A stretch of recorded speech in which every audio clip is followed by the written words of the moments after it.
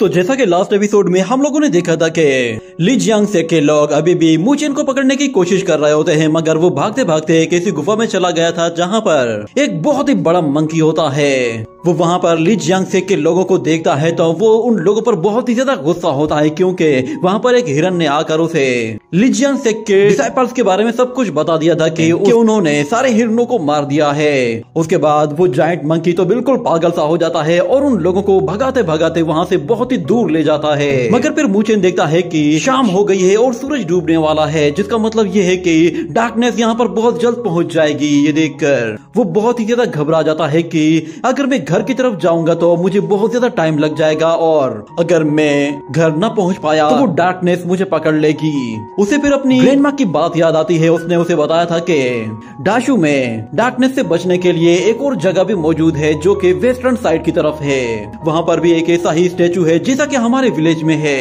ये बात याद आने के बाद वो फौरन से उन सारे के सारे मॉन्स्टर्स का पीछा करता है, क्योंकि वो जानता था कि ये सारे के सारे मॉन्स्टर्स सेम उसी जगह जा रहे हैं जहाँ पर वो स्टेचू मौजूद है। और वो ली जियांग से के डिसाइपल्स भी उसके पीछे पीछे आ रहे होते हैं और वो लोग देखते हैं कि सारे ही मॉन्स्टर्स एक ही डायरेक्शन की तरफ भाग रहे हैं। वो सब के सब भागते हुए अचानक से एक गेट के पास आ पहुंचते हैं जो कि चमक रहा होता है। ये देखकर मुशिन कहता है कि ये आखिर किस तरह का गेट है जो कि इतना चमक रहा है। यहाँ पर जरूर कोई ना कोई तो ऐसी चीज होनी चाहिए कि जिसकी वजह से इसको एनर्जी मिल रही हो, और ये एनर्जी बिल्कुल सेम उसी तरह की ही लग रही है जैसे कि हमारे विलेज के गेट पे होती है। अगर मैं इस गेट से क्रॉस कर जाता हूँ तो मुझे उम्मीद है कि डार्कनेस यहाँ से अंदर नहीं आ पाएगी। और इस तरफ ली जियांग से के डिसाइपल भी वो भी पीछा करते करते उस गेट के बिल्कुल पास आ पहुंचे थे, मगर अचानक वो लोग देखते हैं कि डार्कनेस वो बहुत ही तेजी से उनकी तरफ आ रही है और उनके पास टाइम बहुत ही थोड़ा बचा है। और तरफ मुशिन को भी पता चल जाता है कि डार्कनेस उन लोगों तक पहुंचने वाली है, जिस पर वो कहता है कि धत तेरे की मेरे पास टाइम बहुत ही थोड़ा है। इस डार्कनेस की स्पीड तो बहुत ही ज्यादा फास्ट है, मुझे वहां तक जल्दी पहुंचना होगा। ये कहने के साथ ही वो फौरन से अपनी स्पीड को बढ़ाते हुए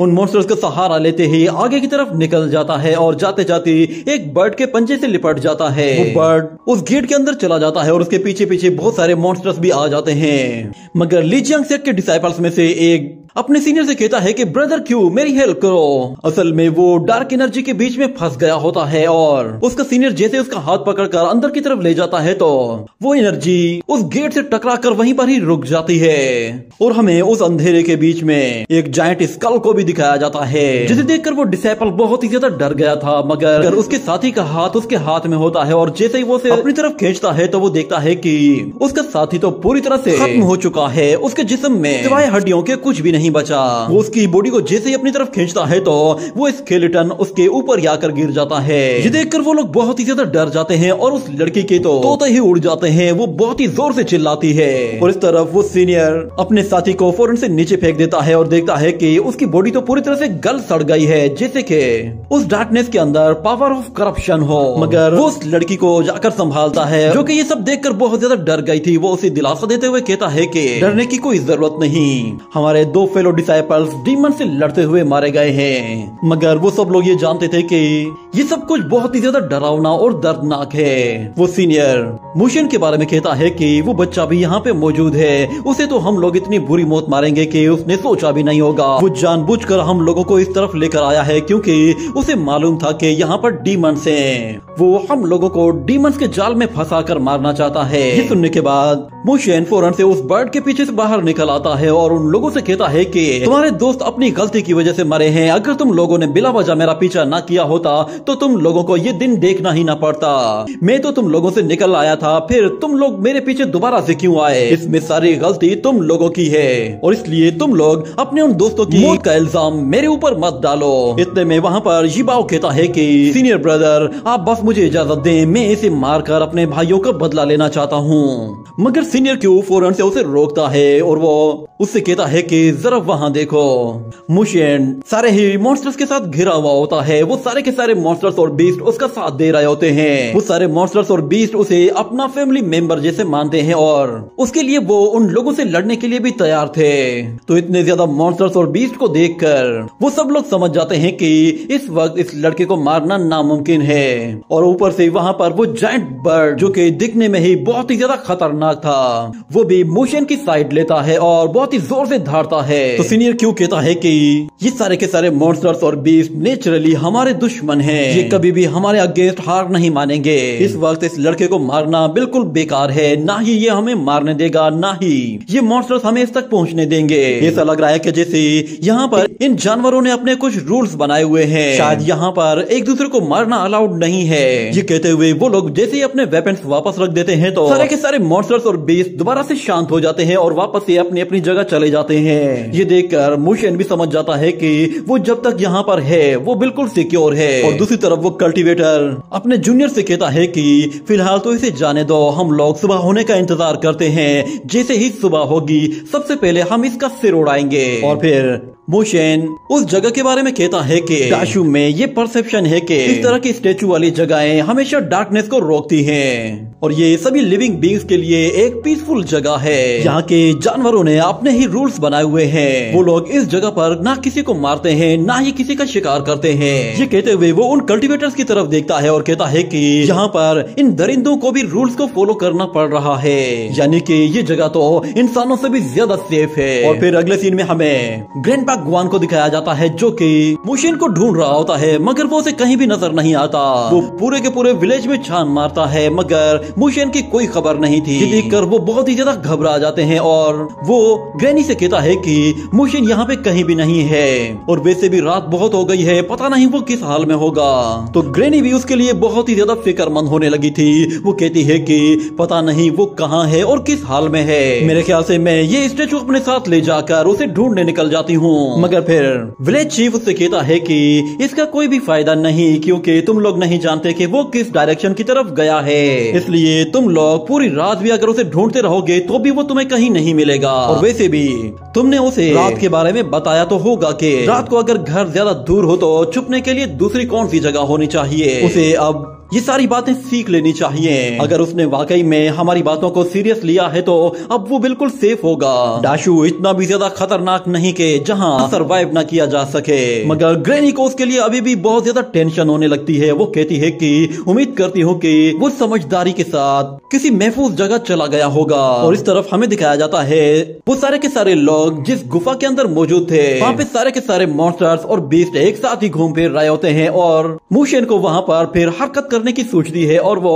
कहीं से छोटी सी लकड़ी का टुकड़ा तोड़कर लाता है और उससे एक गुलेल बनाने की कोशिश करता है। और उसके लिए वो एक छोटी सी ब्लू बॉल का इस्तेमाल करता है और गुलेल में डालकर किसी पर निशाना लगाता है। मगर अचानक उसका ध्यान उन कल्टीवेटर्स की तरफ जाता है। वो फौरन से उन लोगों की तरफ देखता है और कहता है कि ये लोग अभी तक यहीं पे ही खड़े हैं, पता नहीं ये लोग क्या डिसाइड कर रहे हैं, मगर जो कुछ भी है ये लोग मेरे फायदे में नहीं है। और दूसरी तरफ हमें ली जियांग से की एक लड़की को दिखाया जाता है जो कि एक स्टोन टेबलेट के सामने आती है। उस टेबलेट पर कुछ लिखा हुआ था जिस पर वो लड़की उस टेबलेट को पढ़ने की कोशिश करती है तो वो फौरन से ब्रदर क्यू को आवाज देती है। उसकी आवाज सुनते ही वो दोनों लड़के उसके पास चले आते हैं और उस स्टोन टेबलेट को देखते हैं। और ब्रदर क्यू कहता है कि ये तो वाकई में वही जगह है जो कि एंशिएंट टाइम में किंगडम ऑफ गॉड कहलाती थी और यहाँ पर एक गॉडेस होनी चाहिए क्योंकि ये जगह किंगडम ऑफ गॉड है, तो यहाँ पर किंगडम ऑफ गॉड की फाउंडर भी होनी चाहिए। ये बातें सुनकर मुशेन कहता है कि किंगडम ऑफ गॉड, इसके बारे में मैंने सुना है, ये तो डार्कनेस से भी पहले की जगह है। इस जगह को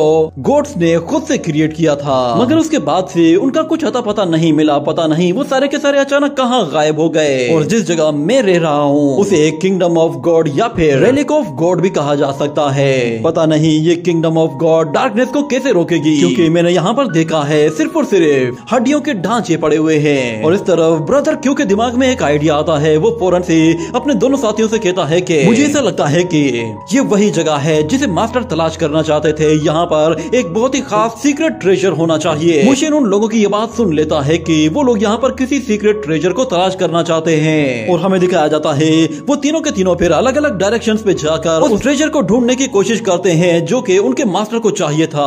और इस तरफ मुशियन कहता है कि धत तेरी की, अगर इन लोगों को वाकई में यहाँ पर कोई ट्रेजर मिल गया तो ये उसे सबसे पहले मेरे ऊपर ही ट्राई करेंगे।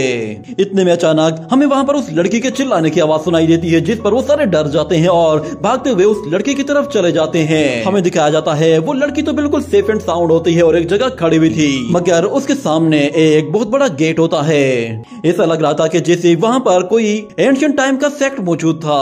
वो लोग जैसे उस सेक्ट के अंदर जाते हैं तो उन्हें दिखाई देता है कि वहाँ पर सिर्फ और सिर्फ हड्डियों के ढांचे पड़े हुए हैं और वो जगह भी इतनी ज्यादा पुरानी थी कि ऐसा लग रहा था जैसे शायद यहाँ पर पिछले हजारों सालों से कोई भी इंसान नहीं आया और ये जितने भी लोग हैं ये सारे के सारे एंशिएंट टाइम से ही यहाँ पर मौजूद हैं। और सीनियर क्यों कहता है कि मुझे समझ में नहीं आ रहा कि यहाँ पर इतने ज्यादा हड्डियों के ढांचे क्यों हैं, और उन्हें देखकर ऐसा लग रहा है कि जैसे ये सारे के सारे अचानक से इस तरह बन गए हैं जैसे कि किसी फोर्स ने इन्हें हिलने ढूंढने का भी मौका ना दिया हो।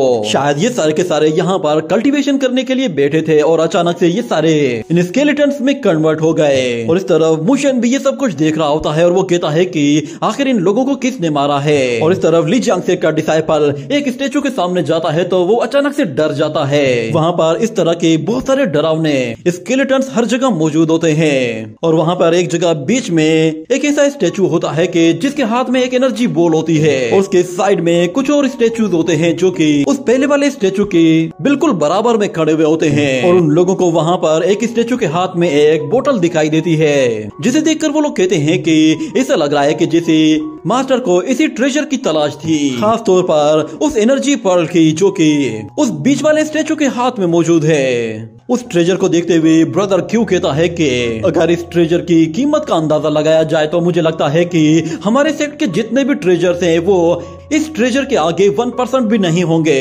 अगर हमें ये ट्रेजर मिल जाए तो फिर हम लोग इससे अपना एक अलग से सेक्ट भी बना सकते हैं या फिर चाहे तो एक बहुत ही बड़ा बिजनेस खड़ा कर सकते हैं। और अगर हम लोग ये ट्रेजर इमोर्टल यानकोंग को देते हैं तो मुझे पूरा यकीन है कि इसके बदले में वो हमें बहुत ही बड़े बड़े रिवॉर्ड्स देगा और हो सकता है कि फिर हमें अपने सेक्ट में कोई हाई पोजीशन मिल जाए। मगर उनका सीनियर कहता है कि जरा संभल कर, इतने बड़े ट्रेजर के आसपास भी खतरा भी उतना ही बड़ा होगा। और फिर वो उन स्टेचूज की तरफ देखता है, उन्हें देखते हुए उसे फील होता है कि जैसे ये सारे स्टेचूज किसी खास पोजीशन में खड़े हुए हैं। वो अपने जूनियर से कहता है कि फिफ्थ ब्रदर आ जाओ, मैं चाहता हूँ कि तुम खुद अपने हाथों से जाकर उस एनर्जी पर्ल को हासिल करो।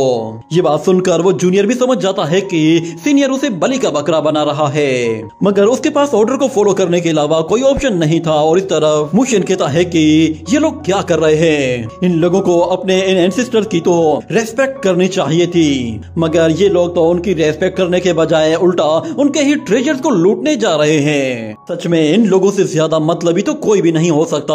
पर मैं भी यहाँ पे मौजूद हूँ तो मैं इन लोगों को किसी सूरत भी ये ट्रेजर यहाँ से ले जाने नहीं दूंगा, क्योंकि यहाँ पर मौजूद जितने भी मॉन्स्टर्स और बीस्ट हैं उन लोगों में भी कभी इतनी हिम्मत नहीं हुई कि वो इन ट्रेजर्स के पास जाएं। मगर जरा इन्हें देखो, ये कितने खुदगर्ज लोग हैं। वो लड़का जैसे ही उस एनर्जी पर्ल को हाथ लगाने की कोशिश करता है तो अचानक उस स्टेचू के हाथ में मौजूद स्टिक थोड़ी सी हिलती है, जिस पर वो लड़का डर जाता है और कहता है कि ब्रदर अभी अभी इस स्टेचू ने थोड़ी सी मूवमेंट की है। मगर उसका सीनियर कहता है कि जरा आगे खोल कर देखो, ये सारे के सारे मरे हुए लोग हैं, इनके जिस्म में तो चमड़ी तक नहीं है, इसलिए बेफिक्र होकर वो चीज ले लो। वो लड़का बहुत ही ज्यादा डरा हुआ था, उसे अपनी आंखों के सामने अपनी मौत दिखाई दे रही थी, मगर अपने सीनियर के ऑर्डर को फॉलो करते हुए वो जैसे ही आगे बढ़ने लगता है तो हम देखते हैं कि उस स्टेचू के हाथ में मौजूद एक ब्रश एक्टिवेट हो जाता है और उसके अंदर से निकलने वाले थ्रेड्स उस लड़के को पकड़ लेते हैं। ये देखकर वो सब लोग बहुत ही ज्यादा हैरान हो जाते हैं और वो सारे के सारे थ्रेड्स उस लड़के को पकड़कर पूरी तरह से दबोचना शुरू कर देते हैं, जिसकी वजह से वो चीखना चिल्लाना शुरू करता है और अपने भाइयों से मदद मांगता है, मगर कोई भी उसकी मदद को नहीं आ रहा था, उल्टा वो सब लोग वहां से पीछे हट गए थे।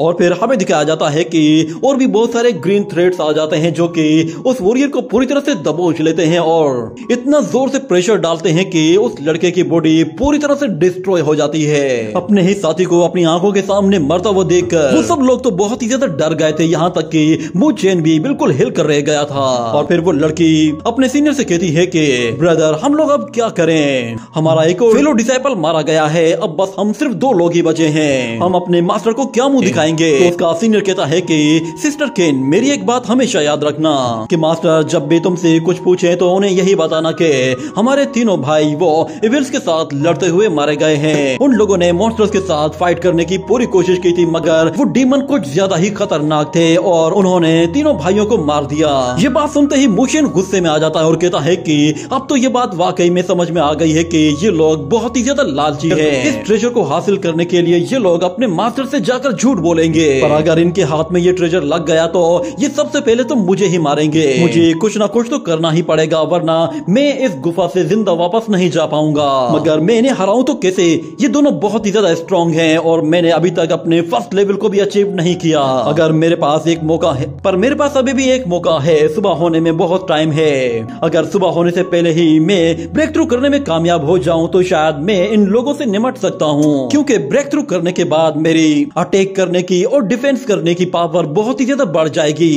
इतने में अचानक उस स्टैचू के अंदर से एक पावरफुल एनर्जी वेव रिलीज होती है, जिस पर वो सब लोग बिल्कुल हैरान से रह जाते हैं कि अचानक ये सब क्या होने लगा है। वहाँ पे मौजूद जितने भी मॉन्स्टर्स थे वो सारे के सारे उस गुफा के अंदर की तरफ भागना शुरू कर देते हैं। ये देखकर वो सब लोग भी उन मॉन्स्टर्स के साथ साथ उस गुफा के अंदर की तरफ जाने लगते हैं और फिर हमें उस गुफा के बाहर का सीन दिखाया जाता है। वहाँ पर हर जगह अंधेरा ही अंधेरा छा गया था, मगर वो अंधेरा अब उस गुफा के अंदर जाने की कोशिश कर रहा था। उस गुफा में हल्की सी ऐसी दरार होती है कि जिसके अंदर से वो डार्कनेस उस गुफा में अंदर आने में कामयाब हो जाती है और फिर हर जगह अंधेरा ही अंधेरा होना शुरू हो जाता है। दूसरी तरफ हमें दिखाया जाता है कि उस स्टेचू के बाहर डार्क सोल्स अपना पूरा जोर लगा रही होती हैं ताकि वो उस स्टेचू को किसी तरह तोड़ सके। मगर हमें दिखाया जाता है कि उस स्टेचू के अंदर एक और ऐसा स्टेचू होता है कि जिसकी पावर अपने आप ही एक्टिवेट हो जाती है और वो सारी की सारी डार्क एनर्जी को वापस से पीछे धकेलना शुरू कर देता है। हमें दिखाया जाता है कि वहाँ पर उस स्टेचू की एनर्जी से एक ऐसा बैरियर बनना शुरू हो जाता है जो कि डीमंस को उसके करीब नहीं आने देता, बल्कि वो उल्टा उन्हें पीछे की तरफ खदेड़ता जा रहा था। मगर फिर हमें एक और जायंट डीमन फेस को दिखाया जाता है जो कि दिखने में बहुत ही ज्यादा खूंखार लग रहा था। वो अपने बड़े बड़े हाथों के साथ उस गेट को पकड़ते ही बहुत ही जोर से अंदर आने की कोशिश करता है।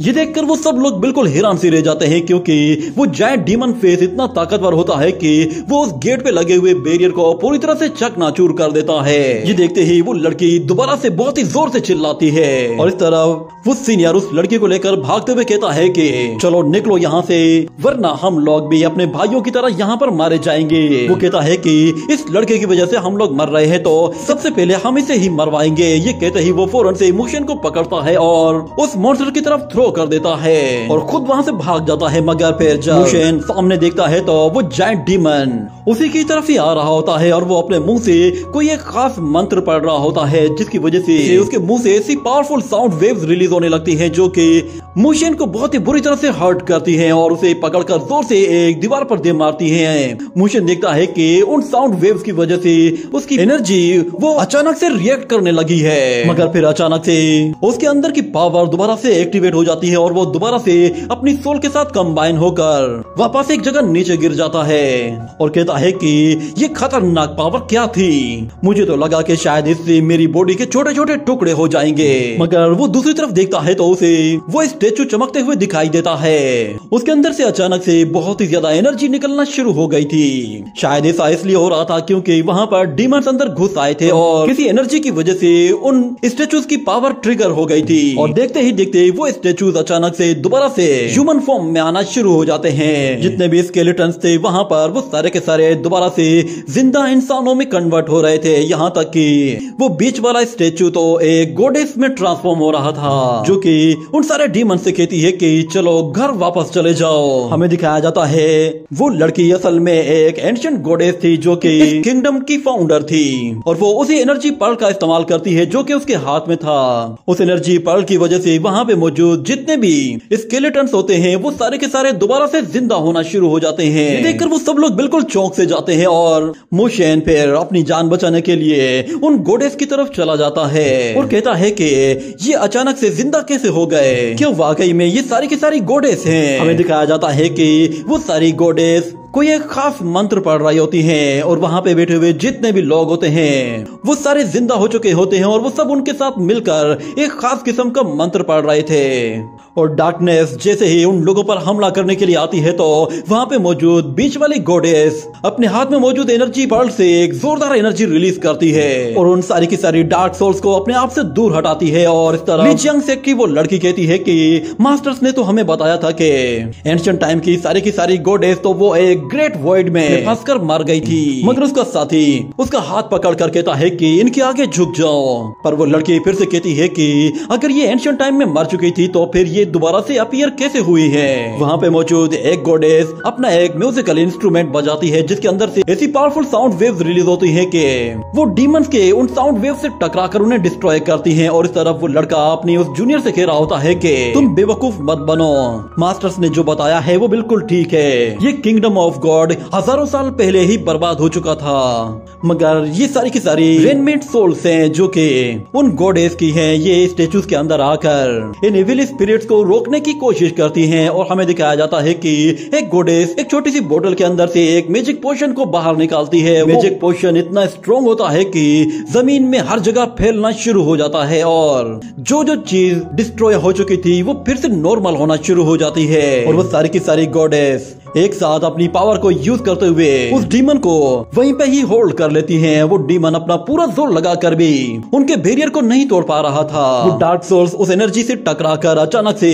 पीछे की तरफ हट रही होती हैं। ऐसा लग रहा था कि जैसे वो एनर्जी उन्हें जला रही है, मगर वो बड़ा डीमन इतना ताकतवर होता है कि उस पर इसका कोई खास असर तो नहीं हो रहा था, मगर वो भी उस बैरियर को नहीं तोड़ पा रहा था। एक तरफ डीमंस के मंत्र थे और दूसरी तरफ गॉडेस के मंत्र थे। वो दोनों के दोनों आपस में टकरा रहे होते हैं। दोनों ही एक दूसरे को पीछे पुश करने की कोशिश कर रहे थे, मगर वो गॉडेस ना उन्हें नजदीक आने दे रही थी, ना ही वो डीमन उन्हें पीछे धकेलने में कामयाब हो पा रहा था। मगर मुशन कहता है कि इन लोगों के साउंड वेव्स इतनी ज्यादा स्ट्रॉन्ग है कि मुझे लगता है कि शायद ये मुझे ब्रेक थ्रू करने में हेल्प कर सकती है। पता नहीं ये काम करेगी भी या नहीं, क्योंकि मेरे एम्ब्रियो के चारों तरफ ऐसी सील है जो कि इतनी ज्यादा स्ट्रॉन्ग है कि मैं अपनी पूरी पावर से भी नहीं तोड़ पाया, पर मैं ये रिस्क लेने के लिए तैयार हूँ। मैं इसे अपने मकसद के लिए इस्तेमाल कर सकता हूँ, क्योंकि जब मैं उस डीमन के मंत्र से टकराया था उसकी साउंड वेव्स इतनी ज्यादा स्ट्रॉन्ग थी कि वो मेरी बॉडी के अंदर मौजूद उस बैरियर को भी तोड़ने लगी थी। अगर मैं ये मैजिक सीख लूं और इसे अपने तरीके से यूज करूँ तो शायद मैं उस सील को तोड़ सकता हूँ। और वैसे भी अब सुबह होने वाली है, मेरे पास टाइम बहुत ही ज्यादा कम बचा है। सुबह होने से पहले ही मुझे कम से कम भी एक ब्रेक थ्रू तो लाजमी करना है ताकि मैं अपनी जान बचा सकूं, वरना सुबह होते ही ये लोग तो पहले ही मुझ पर भूखे शेर की तरह टूट पड़ेंगे। ये कहने के बाद वो ब्रेक थ्रू करने के लिए एक ऐसी जगह पर आकर बैठ जाता है जहाँ पर उन गॉडेस के मंत्र और दूसरी तरफ उस डीमन के मंत्र आकर टकरा रहे होते हैं। वो उनके बिल्कुल सेंटर में आकर बैठा था। वो डीमन एक अलग तरह का मंत्र पढ़ रहा होता है जिसे मुशेन सुनता है और उसे याद करने के बाद सेम उसी तरह से ही पढ़ना शुरू कर देता है। और हम देखते हैं कि उसके माइंड में मौजूद उसका फर्स्ट पॉइंट एक्टिवेट होना शुरू हो जाता है। ये देखकर मुशन कहता है कि मैं डीमंस के मंत्र को यूज करते हुए अपनी सील को तोड़ रहा हूँ, तो कहीं ऐसा तो नहीं होगा कि मैं इन लोगों की ही तरह एक डीमन बन जाऊं? क्या मैं भी इनकी तरह ही एक डीमन हूँ? क्योंकि ये एनर्जी मेरी बॉडी के साथ रिएक्ट कर रही है। मगर फिर वो कहता है कि नहीं, ऐसा नहीं हो सकता। विलेज चीफ ने मुझे कहा था कि मेरे पास एक डिवाइन बॉडी है, इसलिए मैं एक डीमन हूँ, ये तो सवाल ही पैदा नहीं हो सकता। ये कहने के बाद हम देखते हैं कि वो सारी की सारी डीमन पावर को एक जगह इकट्ठा करने के बाद अपनी सील को तोड़ने के लिए एक बहुत ही पावरफुल एनर्जी पंच दे मारता है, जिससे बहुत ही ज्यादा एनर्जी जनरेट होती है। और हमें दिखाया जाता है कि वो सील इतनी ज्यादा स्ट्रॉन्ग होती है कि वो सारी की सारी एनर्जी को पूरी तरह से डिस्ट्रॉय करके रख देती है। और मुशन भी बिल्कुल हक्का बक्का रह जाता है, मगर वो अभी भी हार मानने को तैयार नहीं था।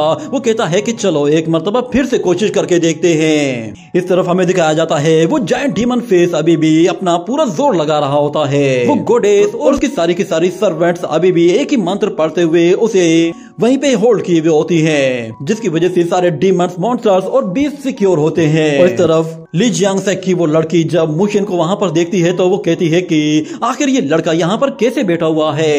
एक तरफ इस पर डीमंस अटैक कर रहे हैं, दूसरी तरफ से गॉडेस की पावर इसकी बॉडी को हर्ट कर रही होगी। ये दोनों की दोनों पावर्स को एक साथ कैसे बर्दाश्त कर सकता है। इसकी बॉडी के तो टुकड़े टुकड़े हो जाने चाहिए थे, मगर ये अभी भी बिल्कुल सही सलामत बैठा हुआ है। कहीं ऐसा तो नहीं है कि ये लड़का कोई नॉर्मल लड़का हो ही ना। और वो सीनियर भी कहता है कि ये बहुत ही अजीब सी बात है, दोनों तरफ से दोनों एनर्जी से हिट कर रही हैं और उसके बावजूद भी इसकी एनर्जी बढ़ती जा रही है। शायद ये दोनों डीमन एंड गॉड्स की पावर को यूज करते हुए ब्रेक थ्रू करने की कोशिश कर रहा है। मगर वो लड़की कहती है कि अगर इस लड़के ने अभी तक अपने फर्स्ट लेवल को ही अचीव नहीं किया तो फिर ये इतनी स्ट्रॉन्ग पावर को कैसे फेस कर पा रहा है। तो सीनियर क्यों कहता है मुझे शक है इस लड़के की बॉडी बहुत ही ज्यादा अजीब है, मगर चाहे कुछ भी हो जाए मगर हम इस लड़के को पनिश करके रहेंगे।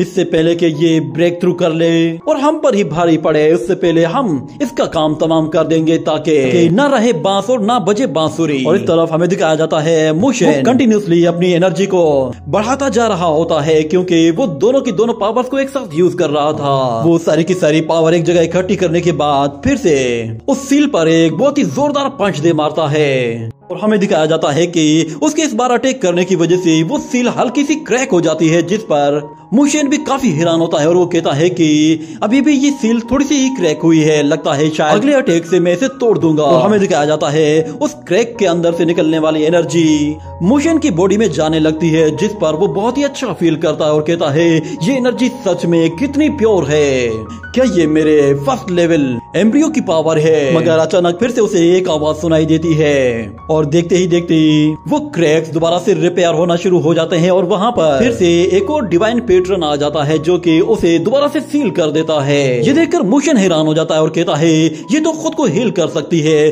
भला मैं इसे तोड़ूंगा तो दोबारा हील हो जाएगी तो फायदा ही क्या।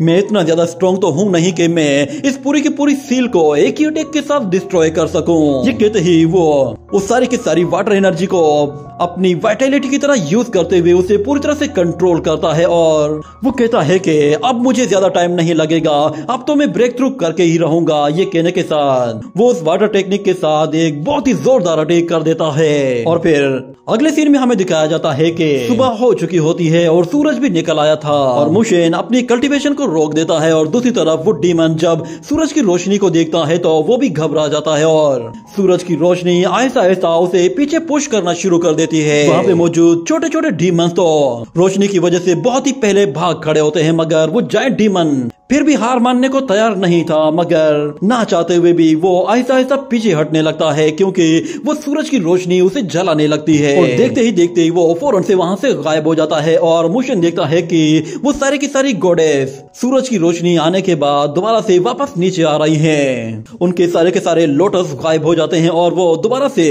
अपनी उसी जगह पर आकर खड़ी हो जाती हैं जहां वो पहले खड़ी हुई थी। वो सब दोबारा से स्टेचूज में कन्वर्ट हो जाती हैं। मुशियन उन स्टेचूज के पास आकर कहता है कि गॉडेस सिस्टर, मैं नहीं जानता कि आप लोग कैसे मरी हैं, मगर आप लोगों ने मेरे डाशू के लिए जो कुछ भी किया है इसका बहुत बहुत शुक्रिया, क्योंकि आपने यहाँ पे मौजूद सारी लिविंग बींग्स को प्रोटेक्ट किया है। मैं नहीं जानता आप लोग बार बार जिंदा कैसे होती हैं और बार बार मरती कैसे हैं, काश कि मैं आप लोगों की कोई हेल्प कर पाऊं। और दूसरी तरफ हम देखते हैं वहाँ पे मौजूद मॉन्स्टर्स, बीस्ट और सारे के सारे जानवर जैसे ही रोशनी को देखते हैं तो वो सारे खिलखिला जाते हैं, जैसे कि उनके अंदर जिंदगी की एक नई उम्मीद पैदा हो गई हो। सारे के सारे जानवर वापस से बाहर की तरफ जा रहे होते हैं। ली जियांग सेक के वो डिसाइपल मुशियन का रास्ता रोकते हैं और उससे कहते हैं कि अब बताओ कि अब तुम्हारा क्या होगा, तुम तो पहले एक अच्छे इंसान होने का दिखावा कर रहे थे, मगर अब सुबह हो चुकी है, अब तुम्हें बचाने वाला यहाँ पर कोई भी नहीं आएगा। ये कहने के साथ ही ये एपिसोड यहीं पे ही एंड हो जाता है।